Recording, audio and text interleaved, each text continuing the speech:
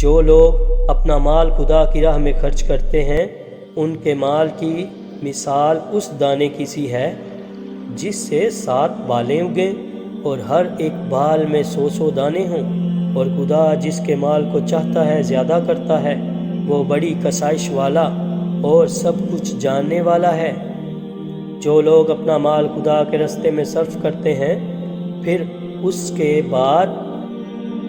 نہ اس خرچ کا کسی پر احسان رکھتے ہیں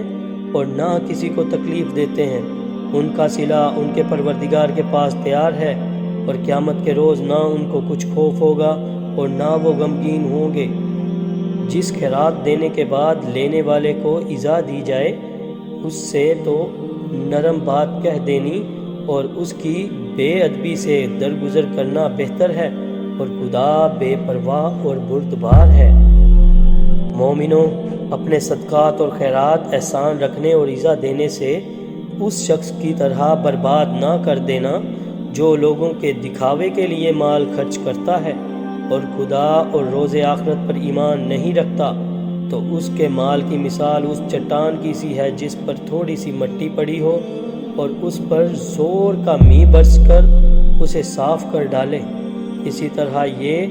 ریاکار لوگ اپنے اعمال کا کچھ بھی صلہ حاصل نہیں کر سکیں گے، اور خدا ایسے ناشکروں کو ہدایت نہیں دیا کرتا۔